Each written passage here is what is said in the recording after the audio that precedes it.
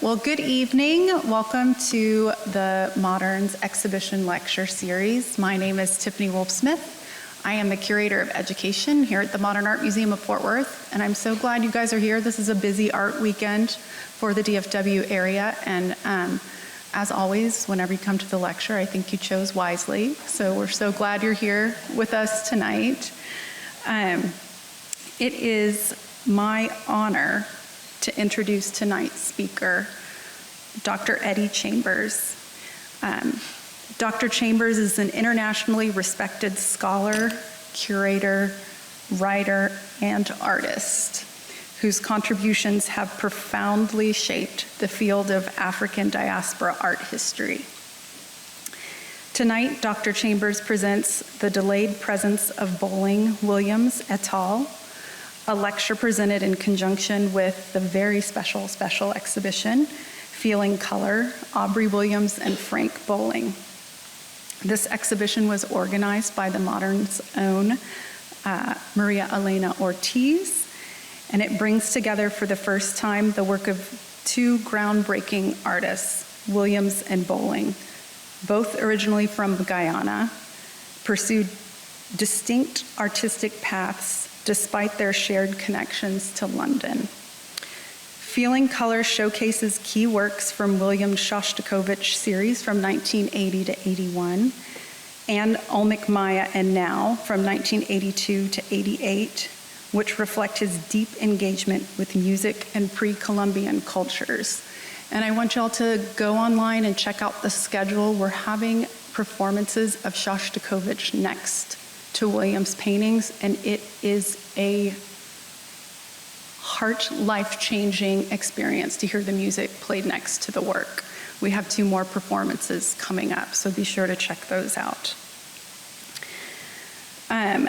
Alongside Williams is Bowling, with his influential map paintings from 1967 to 71, and his later poured paintings from 1977 to 78.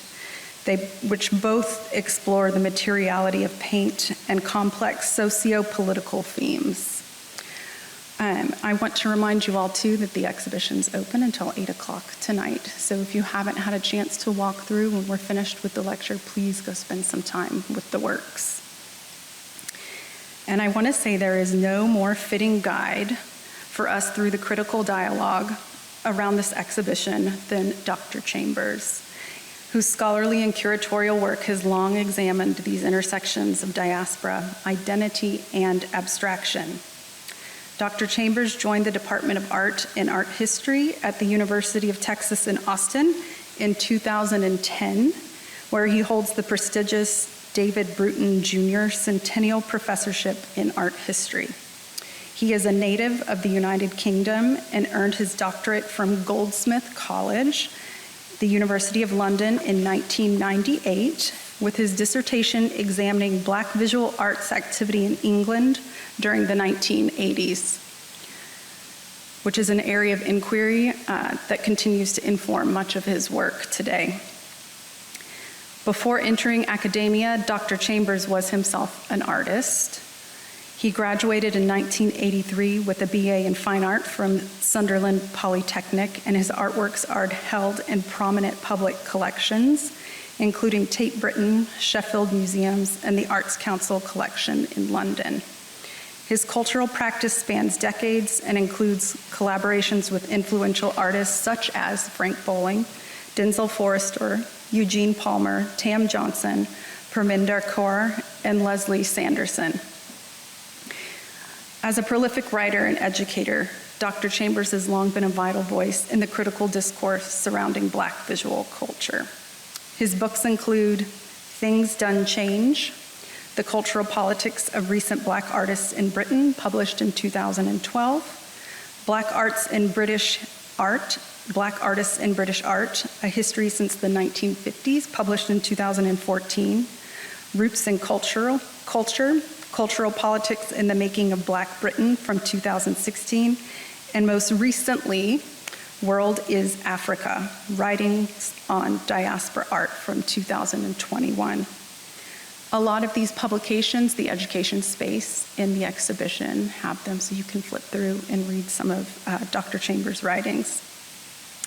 He is also the editor of the Rutledge Companion to African American Art History from 2019 and the Rutledge Companion to African Diaspora Art History, published earlier this year. Several of Dr. Chambers' published works are also available for purchase in the bookstore. If you should be so inclined, please go check those out after the lecture. In addition to his long-standing contributions to journals such as Art Monthly, for which he has written for over 3 decades, Dr. Chambers has guest-edited numerous issues of scholarly journals focused on African American artists in the international context. And from 2021 to 2024, he served as editor-in-chief of Art Journal, a leading platform for scholarship in the visual arts.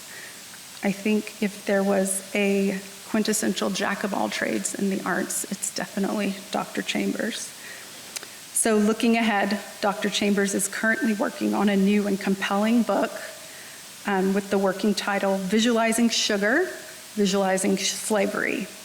This forthcoming study explores how 6 African diasporic artists engage with sugar as both material and metaphor, and unpacking its layers, connections to histories of enslavement, colonialism, and racial capitalism, continuing his studies into new insight into the ways contemporary artists grapple with the enduring legacies of slavery and the visual cultures surrounding it. So I think you'll all agree that he is the perfect person to delve into tonight, and there is a lot to unpack.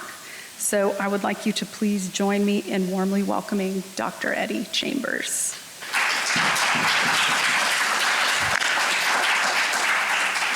Thank you so much, Tiffany. Thank you so much. That was a very kind introduction. So thank you so much for that. I'm extremely grateful to you. Okay, I'll make a start. Just going to move this back slightly so I can have my paper in front of me. Okay, I'll make a start. We know that within art history, context is everything, and that the greater the number of contexts into which an artist's work can be placed, the greater and more nuanced our understanding of said artist's practice. Guyana, the Caribbean nation on the northeast coast of South America, has a rich part to play in art history. Beyond Aubrey Williams and Frank Bowling, the artists presented it to us in this wonderful exhibition, Guyana has produced other artists of great merit. In particular, Dennis Williams, no relation to Aubrey Williams, and Donald Locke are 2 such artists, a painter and a sculptor respectively, who can be bracketed alongside Williams and Bowling. Dennis Williams, born in Georgetown in 1923, died there in 1998 at the age of 75, while Locke was born in Stewartville and died in Atlanta in 2010, aged 80. Locke has a forthcoming major exhibition in the UK next month, which we very much look forward to.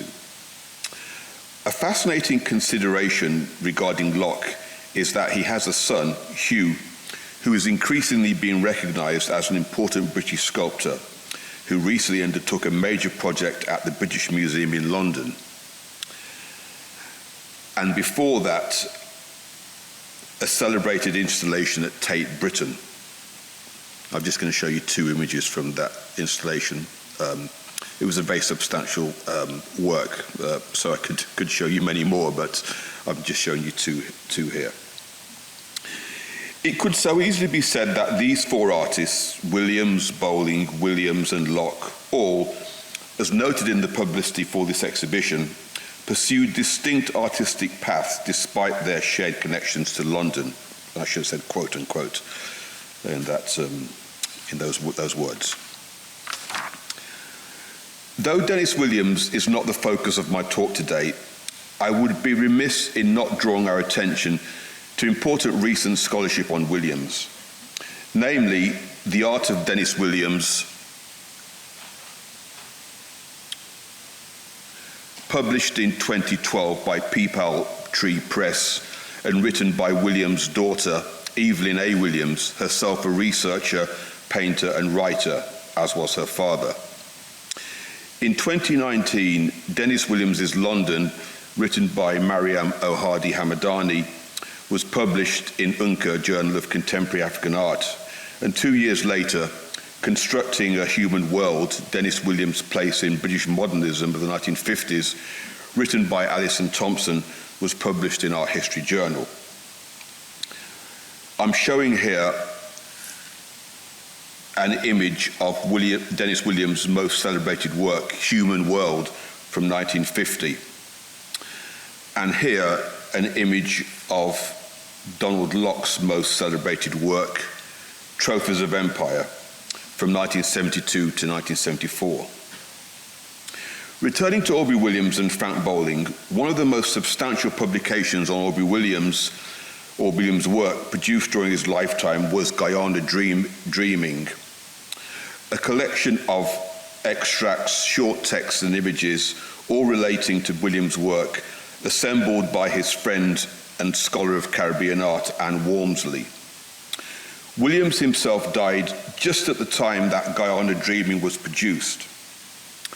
Since Williams' death, critical appreciation and general interest in his work has escalated markedly. The major retrospective of his work, curated by Andrew Dempsey, organised by Innova, in parentheses, Institute of International Visual Arts, London, and held at the Whitechapel Art Gallery between June and August 1998, was perhaps the first evidence of the substantial posthumous attention being paid to Williams. This attention included a substantial and detailed catalogue, which I'm showing you the cover of here. Let me start that again. I shouldn't have broken off to say what I just said. This attention included a substantial, detailed and comprehensive catalogue, which offered an authoritative overview of Williams' work, life and career. Within 2 years, another important exhibition of Williams, and from now on, the only Williams I'll be referring to is Aubrey, Atlantic Fire, took place at the Walker Art Gallery, Liverpool. At the Walker Art Gallery, Liverpool. I'm showing here some installation views from the Liverpool exhibition, so we'll just look at these quite quickly. The first one includes an image of the curator, Rayanne King, and Maridawa Williams, who has always been a staunch advocate of her father's practice and was involved in a book that I'll make reference to shortly.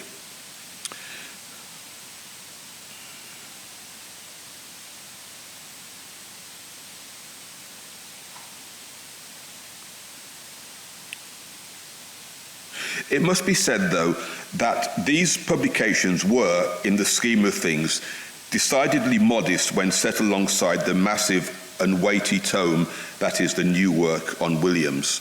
So I'm going to show you the cover, and I'm going to show you 2 inside pages, just to give you a sense of the breadth and depth of its content. It's a very, very substantial work that offers a lot of detail and a lot of contextual material on Williams' work, and is certainly the largest collection in print of images of Williams' work. Though both Williams and Bowling spent varying amounts of time outside of the UK in a range of international locations, Bowling, of course, spending significant periods in the US, they were both very much British artists. But as has so often been the case for black artists of the post-war generation, the institutions of British art have been markedly reluctant to recognise and include such artists. When I was a student, just many years ago, back in the early 80s, when I was at art school, so I was an undergraduate then rather than a postgraduate, which I was some years later. When I was a student, there was no such thing as Black British art history. Even beyond the 1980s, there was barely any such thing as African diaspora art history. This, of course, was entirely down to the racism and indifference of the institutions of art and art history, which were disinclined to attach any significance or importance to art made by black artists. The first major step towards creating a Black British art history was provided by Rashida Reen, who curated The Other Story in 1989 for the Hayward Gallery in London. I'm going to show you briefly some installation views of it. These are actually not from the Hayward. These are from when the exhibition toured to venues in Wolverhampton in the West Midlands and Manchester in the northwest of England.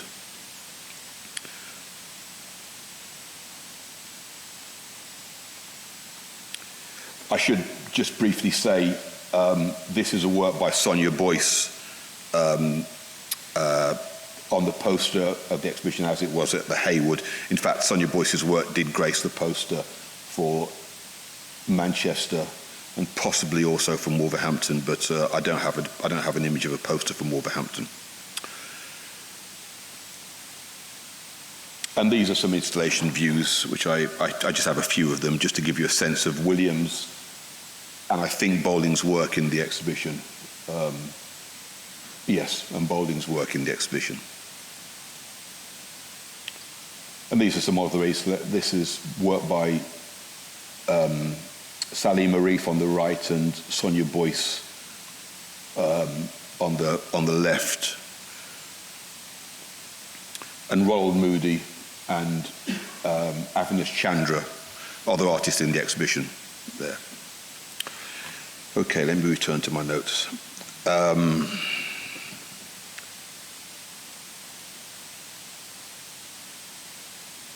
This ambitious exhibition, which toured to venues in Wolverhampton and Manchester, created an historical arc which spanned from Ronald Moody, active as a sculptor from the mid-1920s through to his death in 1984, to Sonia Boyce, who emerged into visibility as an artist in the mid-1980s.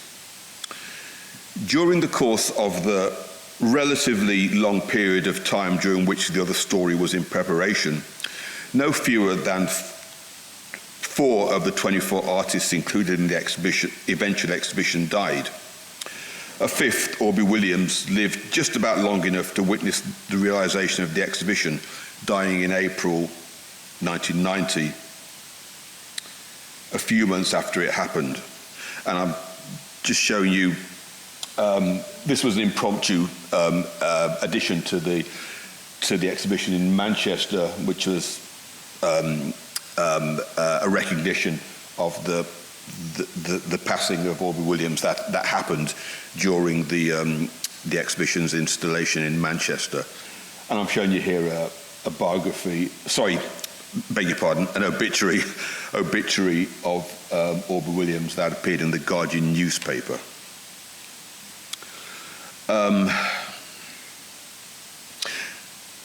Had the Hayward Gallery taken up the exhibition when it was first proposed by Rashida Reen, then Ronald Moody, Ahmed Parvez, Ivan Perez, and A.J. Shemza would all have lived to see their work in the show. As it turned out, their involvement was posthumous. People die all the time, artists die all the time, but somehow what happened to Moody and company provides a salutary and sobering lesson about the British art establishment's prevarication and unease at dealing with black artists as living and fully functioning practitioners. To repeat, 1989, a mere 35 years ago, if I have my math correct, saw the first attempts to create a history of black British artists. This during a century in which black artists decisively established themselves as part of the British art scene, though very much against the will of its major institutions. A measure of the importance of The Other Story can be gleaned from the fact that Many of those included in the exhibition, from what might then have been called a younger generation, had never previously encountered the work of some of the older artists in the exhibition, such as Moody. Though Jamaican-born Roland Moody is not a principal consideration in this talk, the arc of his profile is a familiar one. Moody became a professional sculptor in the decades leading up to the mid-20th century, and thereafter worked as a sculptor in London. He did have periods in Paris, actually, in the late 1930s, but thereafter he was based in London and lived there until his death. Thereafter worked as a sculptor in London right up to his death in 1984. There were, of course, those friends and associates who respected and cared deeply about Moody's work and loved him as a friend. An exhibition such as this from 1986,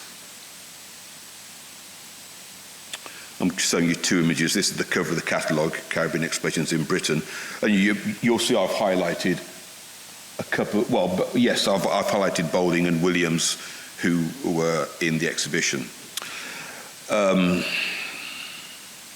And this is the poster featuring a work by Ronald Moody.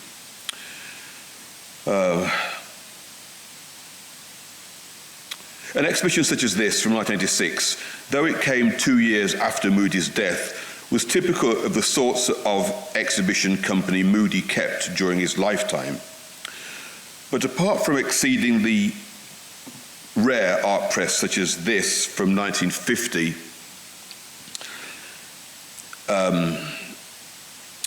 it was several decades after Moody's death that he was being lauded as, quote, one of Britain's most remarkable modernist sculptors.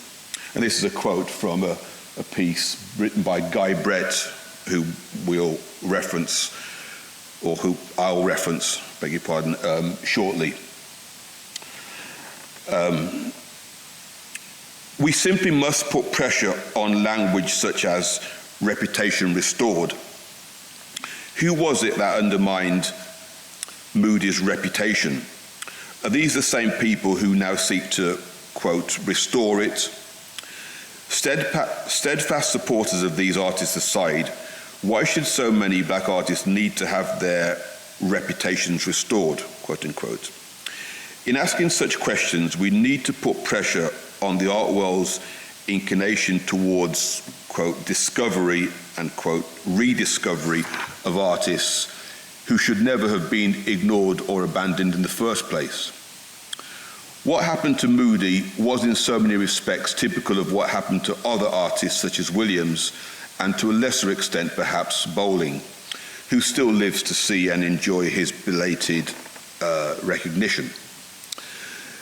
There were never any monographs on Moody during his lifetime, but 40 years after his death, a most wonderful, lavish, well-resourced monograph was brought into existence, accompanying a major exhibition of Moody's work at the Hepworth in Wakefield, England. Publicity for the Hepworth exhibition, I'm just going to show you briefly 2 or 3 installation views, I think 3 installation views of the Moody exhibition at the Hepworth.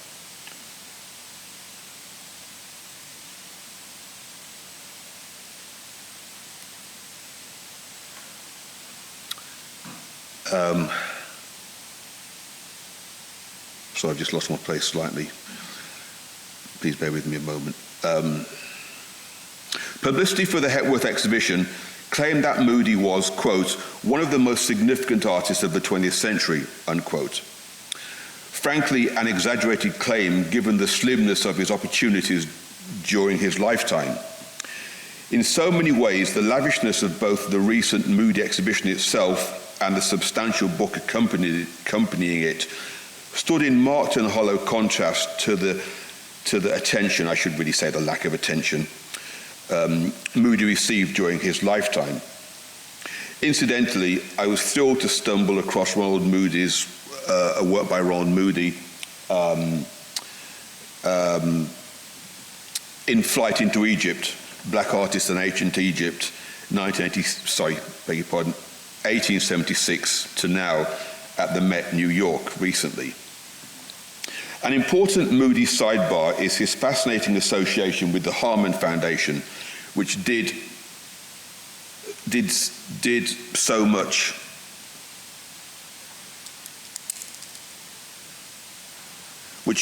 much to advance the cause of African American artists in the 1930s.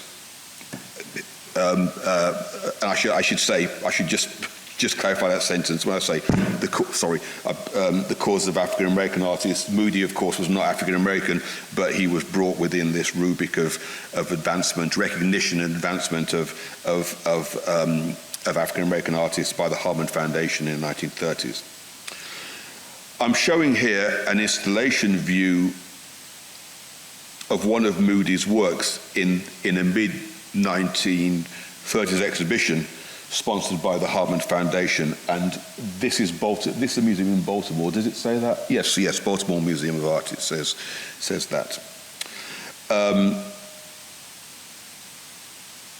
It was Moody's Harman association that earned him a place in Alain Locke's important book of 1940, The Negro in Art. And I'm just going to show you the page on which Moody's work is, and then I'll show you the detail of the work. So that's the page on which Moody's work was located in the book, and this is a detail of the 1/4 of the image that you've just seen. Okay. In the early to mid-1990s,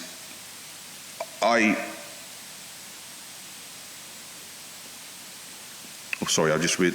There's an image that I've put here in here which I haven't drawn into the talk, so I should show it to you.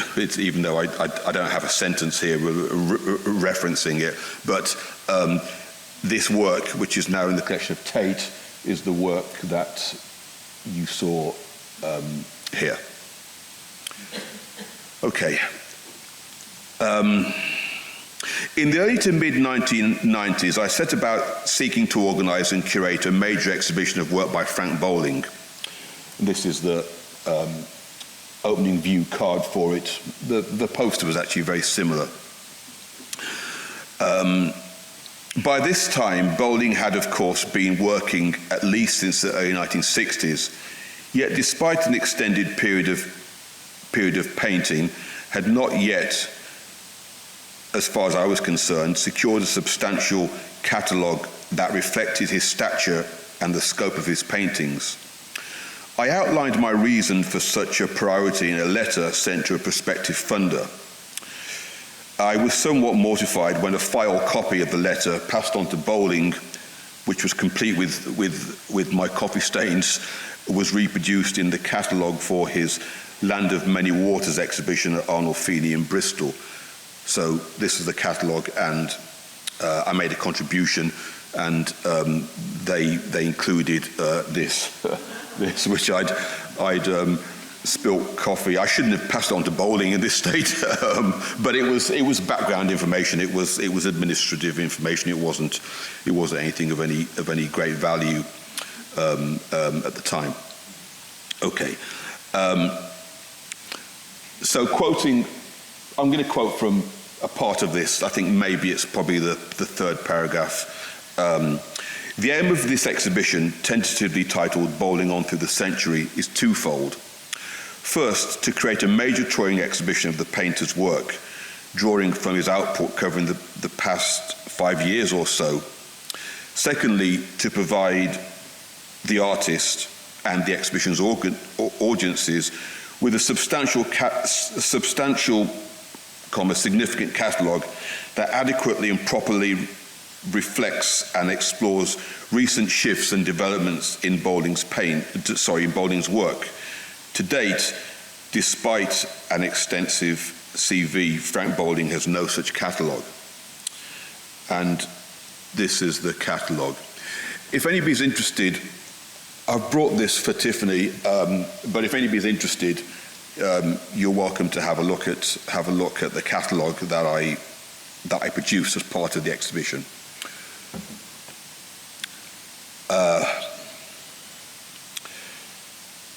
I worked on the exhibition, Bowling On Through the Century, for several years, and this image, this was one of the several images by a major art photographer at the time in London, Edward Woodman, that was on the back of the catalogue. So if you look at the catalogue, you'll see all these images on the back of Bowling with me kind of lurking in the background.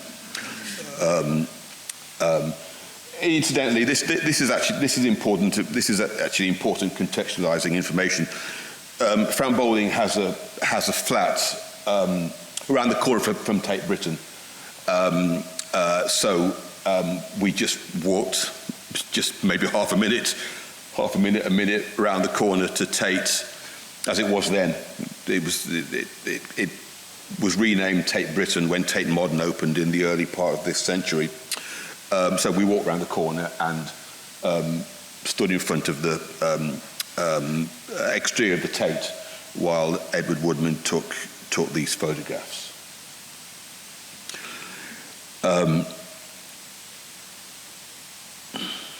And then I'm just going to show you very, very briefly just some of the installation views of Bowling On Through the Century at several galleries around the country.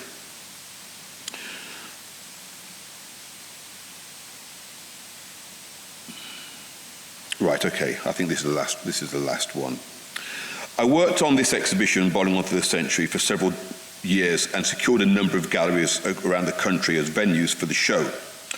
But try as I might, not one of the many London galleries I approached was interested in taking the exhibition.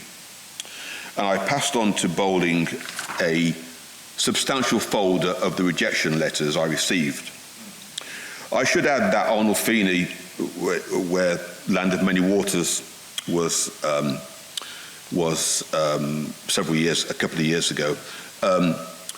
I should add that Arnolfini had also declined the exhibition when I offered it to them 25 years earlier.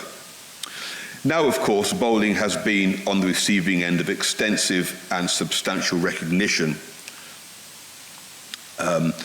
though in contrast to so many of his white peers, he had to wait many decades for his recent major retrospectives, election to the Royal Academy, and knighthood. We must, though, be thankful that he is at least alive to enjoy the recognition and any material benefits that might accrue. The glaring problem with such handbrake turns in institutional attitude towards black artists is the emphatic absence of any sort of declaration of mea culpa, an exclamation of apology or remorse on the part of institutions that their newfound respect for black artists has been so many decades in the making. But without apologies, without frank admission that an institution has turned its back on its own histories of white supremacy, we are left with not much more than an embrace of black artists that looks suspiciously like a sleight of hand, or, as a dictionary might put it, something that seems good but is not real or effective, and that is done especially to take attention away from something else that is embarrassing or unpleasant. End of quote. Context is everything, and we simply cannot disregard the material conditions and circumstances in which an artist works during their lifetime. The reception or non-reception their work receives must be a consideration in the ways in which we frame said artists. Yet time and again, not only do we find that certain artists have to be dead or near death's door to gain recognition, we also find an extensive history of these uncomfortable truths being disregarded by art historians. As substantial as the recent publication on the likes of Moody and Williams are, they ultimately exist not for the benefit of the artists themselves, who are long dead, but for the benefit of art historians, some of whom are responsible for books that are ever more grandiose in size. So I just have to find another bit of paper that I'll refer to in a moment. Several start again. Several pages of my book from a number of years ago, Things Done Change, were devoted to discussing the frustrations Williams experienced in trying to interest the Tate in his work. Having effectively ignored certain artists during their lifetimes, in death, it looked very much like the Tate could not get enough of them. I'd like to give you a sense of the just mentioned section of Things Done Change and the ways in which Tate's embrace of Williams began after his death and even extended to acquiring his personal papers. Okay, so I'm just going to read you just a couple of brief extracts. And I mentioned earlier that I was going to reference Guy Brett, so I'm going to reference. So these are the sections that I reference Guy Brett. So from here on in, just for the next minute or so, I'm going to be quoting from one of the chapters in Things Done Change. 2 years before Williams died, Guy Brett wrote with barely concealed frustration of the, quote, glaring injustice that Williams' work was ignored and invisible in the country, Britain, where he had lived for nearly 40 years, as if it could not be compared with the work of his, quote-unquote, English contemporaries. Brett continued, no work by Williams has ever been bought by the Tate Gallery, the National Contemporary Collection, despite the fact that he has lived in Britain since the early 50s. There has therefore never been the opportunity to compare his handling of abstraction directly with his contemporaries like Davy, Lanyon, Hoyland and Hodgkin. Such comparisons would be revealing artistically and socially, but we have been continually denied them. A substantial obituary on Aubrey Williams, which is not the one that I showed you briefly earlier. That was the one earlier I showed you was written by Anne Walmsley, but Guy Brett wrote one for the Independent newspaper, which I'm quoting from here. A substantial obituary on Aubrey Williams, written by Brett, appeared in the Independent for Tuesday, 1st of May, 1999. In it, Brett revisited a number of the sentiments and ideas he had expressed about Williams and his art in previously published articles. So I'm just going to quote again from Brett, which actually is in some ways is a kind of a reprising of the quote that I earlier made mention of. There is as yet no book on Williams in the Tate Gallery.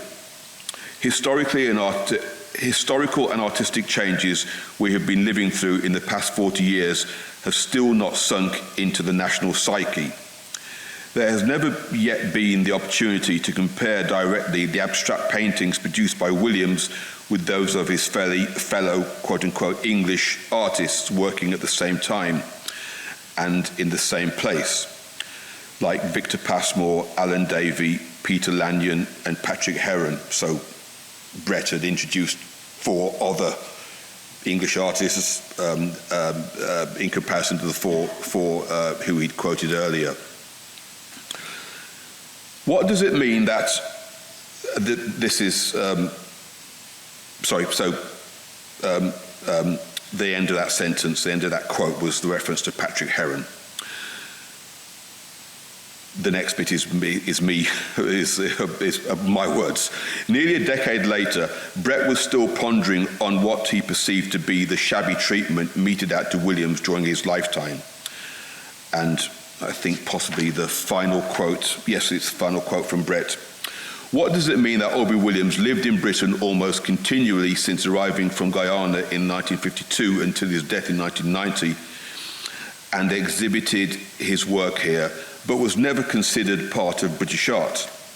He was not included in any of the surveys mounted by such bodies as the Tate Gallery, Arts Council of England, or British Council. The first time his work was shown in an important mainstream public gallery was in The Other Story at the Hayward Gallery in 1989.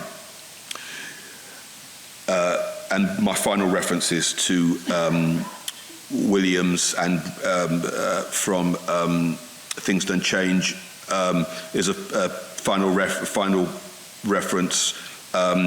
In February 1961, the Tate Gallery rejected an offer of work by Aubrey Williams, and then there's the kind of embellishment of this rejection. Okay.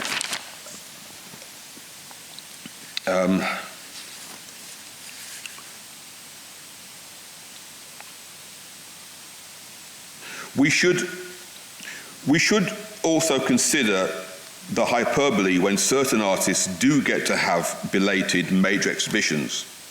Rashida Reen, who spent many decades calling out and fighting art world racism, has in recent years been the subject of several major exhibitions after years of being comprehensively ignored and denied substantial exhibition opportunities.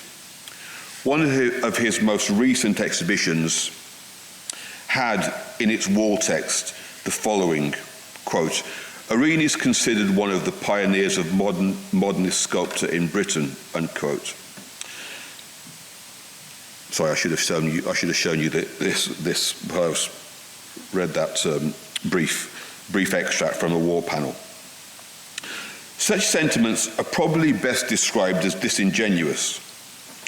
Who exactly, or which institutions and publishers have regarded Oreen in such adulatory terms? A cursory look at the internet and published histories of post-war sculpture in Britain refutes what is, by any measure, a ridiculous assertion. I'm just going to show you briefly one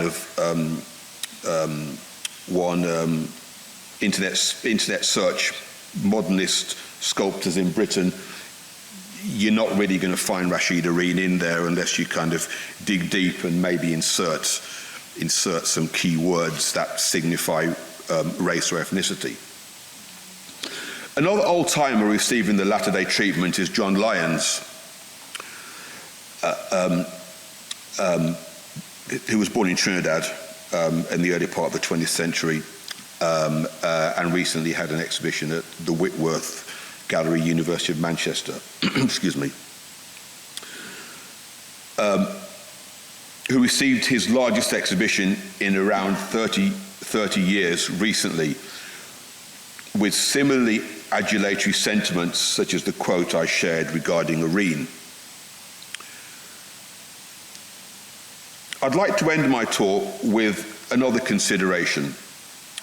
Major London galleries have not only been extraordinarily slow to extend major recognition to artists such as Bowling and Williams. Excuse me 1 second, please.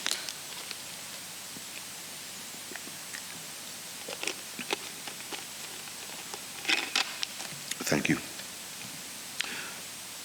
Major London galleries have not only been extraordinarily slow to extend major recognition to artists such as Bowling and Williams, they have also treated many of the most important African-American artists of the 20th century with palpable contempt. It was only in 2019 that Faith Ringgold had her first exhibition in London, and so as by extension in Europe, at London's Serpentine Gallery. The Serpentine Gallery proudly proclaimed, quote, the groundbreaking work of Faith Ringgold was celebrated in this exhibition at the Serpentine Galleries, her first in a European institution, unquote. But if Ringgold's work is so groundbreaking, quote unquote, why did it take the Serpentine 50 years to mount a show of her work? Why did Ringgold have to be 89 before her first exhibition in London, a city that regards itself as an epicenter of the art world? In the extended centuries of African American history and struggle,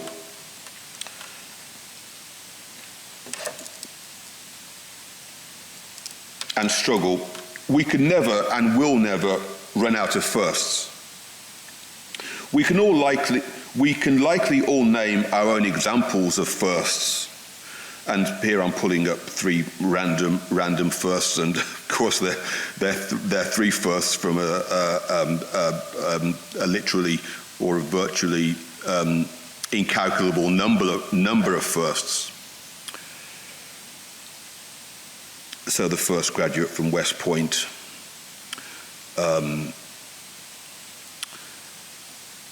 the first African American to go in space, and of course somebody who likely to be at the top of our list of first, Obama, the first African American president. Here are three firsts that have yet to happen. First retrospective in London or Europe of work by Charles White. First retrospective in London or Europe of work by Jacob Lawrence. I have two images of Jacob Lawrence. I love this image. Isn't this a beautiful image? This torch lantern on the front of the railroad engine that's carrying migrants from the south to the north.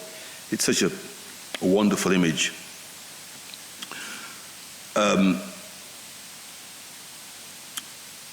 And first retrospective in London or Europe of work by Elizabeth Catlett. These exhibitions have not yet happened. These are extraordinarily important American artists of the 20th century, but Britain, British galleries, European galleries have steadfastly ignored these artists. It's a sidebar. It's a sidebar that I don't have time to do anything more than just mention briefly. But in the mid-1950s, the Tate Gallery hosted a couple of substantial exhibitions of work by American painters, and sadly, shamefully, no African American artists were included in the exhibition. But that's a sidebar, and I did include references to it within my talk. Okay, thank you very much.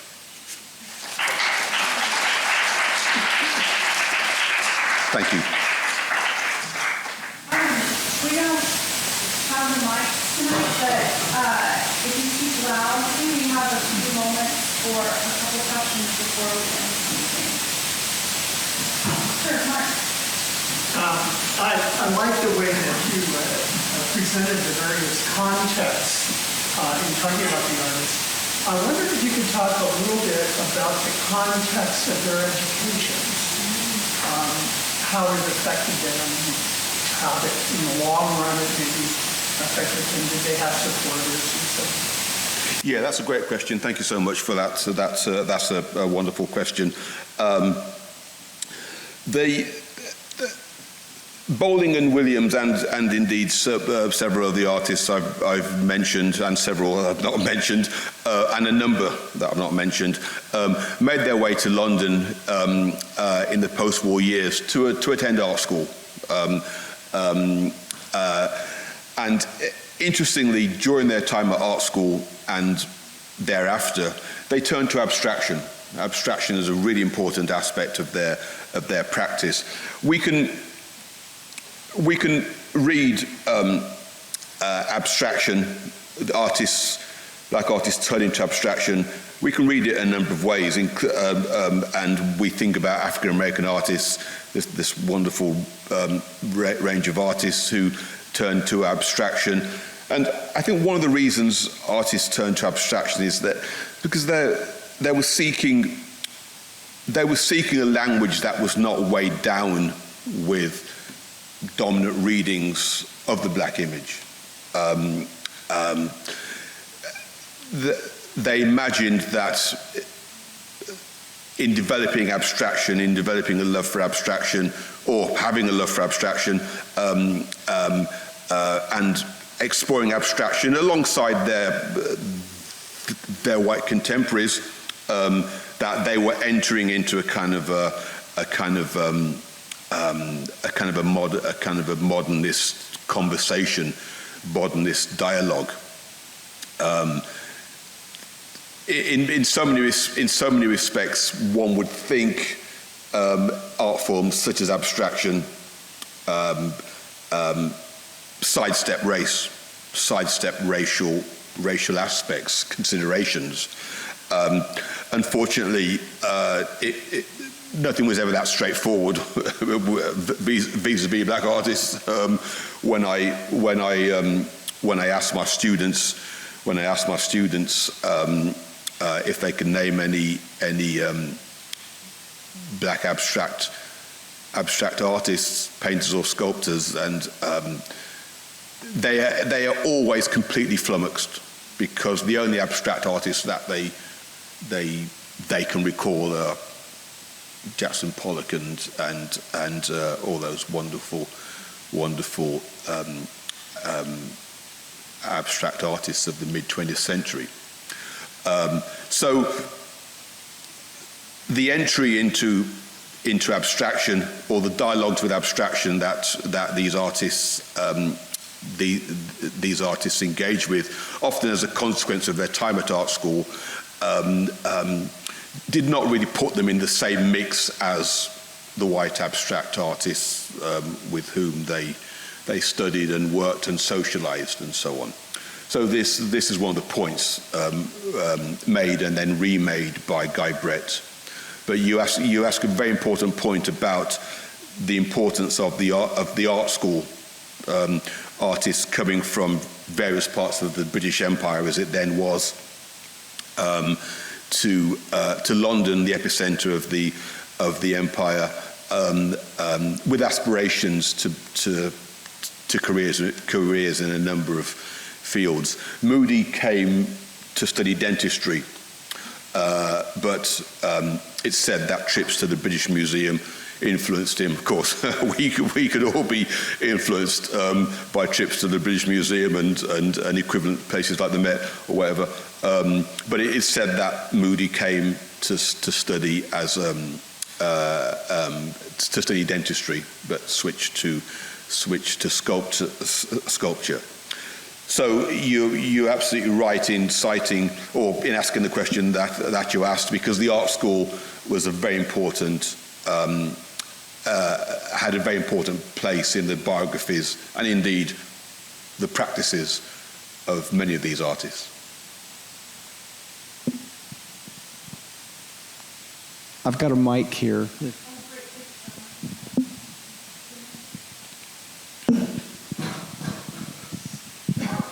Thank you so much for your talk. Thank you. I wonder if there's a fruitful way to refract your discussion of delayed presence and belated recognition by considering a figure like Richard Hunt, who, of course, receives quite early recognition in the late 60s by the Museum of Modern Art, and then goes on to have quite prolific career, but some might argue hidden in plain sight with so many public works of sculpture all throughout the United States.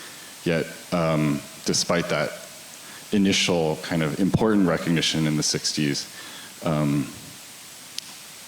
doesn't sustain the same amount of recognition, or maybe that recognition moves into a different direction. So I just kind of wondered, does a figure like Richard Hunt tell us something in different terms or reverse terms to the discussion of delayed presence and belated recognition you're talking about today? Yeah, I think. I mean, that's a great question. There's so much nuance in these questions, and there's so much we could unpick or explore. You're right to cite the importance of Hunt and the originality of his sculpture. Beg your pardon, of his sculpture. But even so, Hunt finds himself in curatorial or exhibition company with other artists who are African American. This is his main kind of. But these are the main spaces in which he exhibits.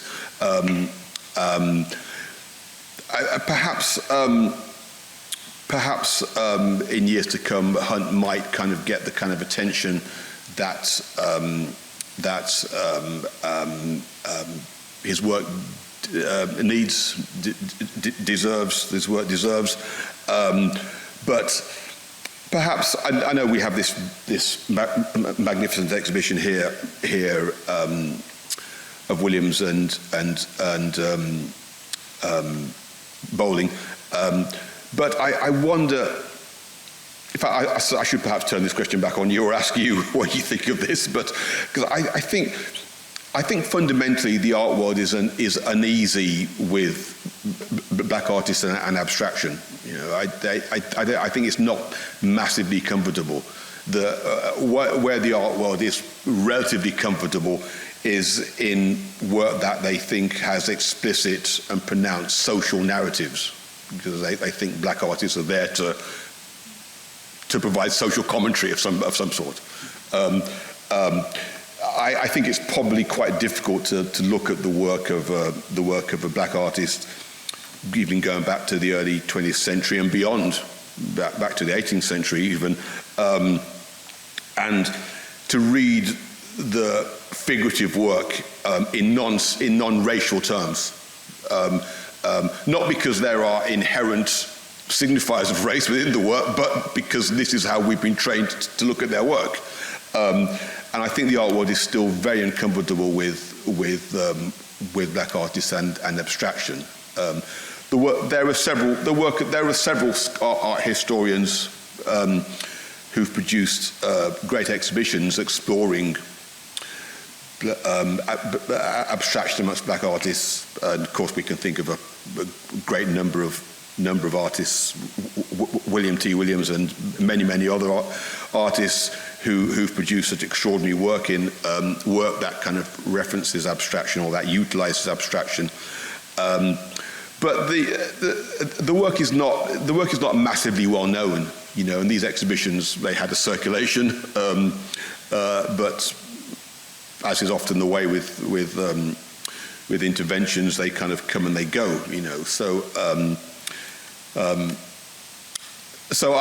I think there's a reticence, notwithstanding the current exhibition that we're here to celebrate and recognise. I think there's a reticence to kind of think of black artists as fully functioning practitioners in their own right, who choose to do whatever work they want to do. You know, I think the dominant impulse is to signify their practices in the social realm, which certainly we can read that into many artists' work, you know, or we can apply that reading, whether it's there or not. We can apply that reading with confidence, but we don't tend to recognise black artists as sentient beings who can make whatever work they want to make, you know. And I think Hunt stayed true to his practice, but did so in this kind of overwhelming or kind of ever circling kind of indifference in some respects. It's harsh to talk about indifference to artists whose work is so wonderful, but you know, it's certainly a consideration, I think. But you ask a great question. Thank you. Well, I think we're right at time unless someone has one more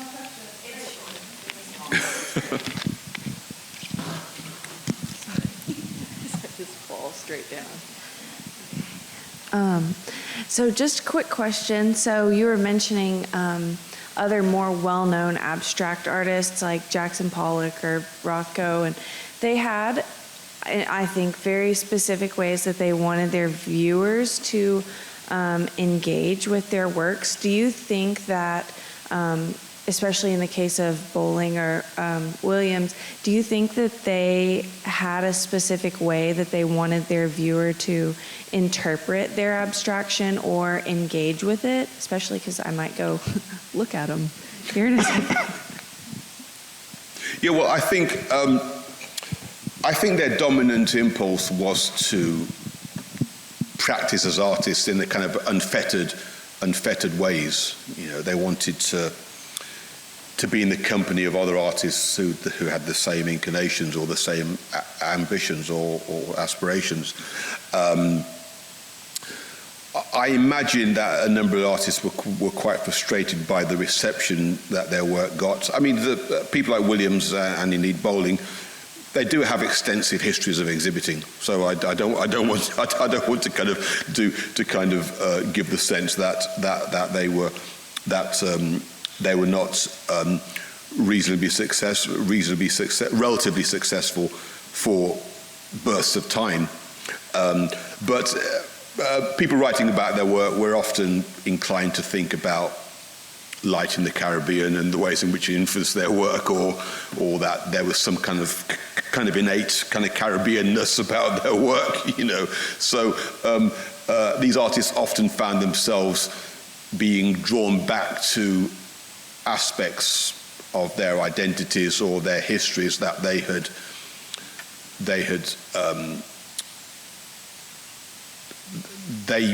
had sought to kind of escape when they crossed the ocean, came to London. You know, London existing as one of the major cities of the world, kind of exciting, kind of fast-moving, kind of different kind of place to the places to the countries that they left behind.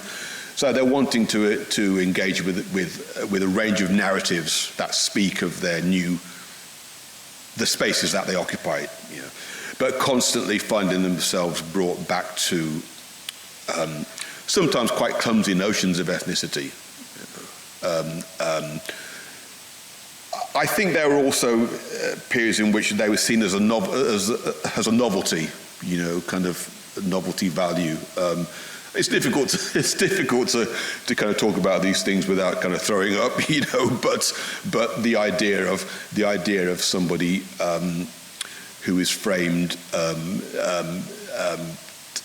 as some sort of a novelty in terms of their art, in terms of their art making, in one sense, but also their kind of engagement with abstraction. You know, these are difficult ideas that inform the ways in which artists were, from time to time, kind of framed. Thank you. Oh, thank you so much. Thank you. Thank you. I did mention if any of you want to see this catalogue, want to have a look at it, then you're more than welcome to.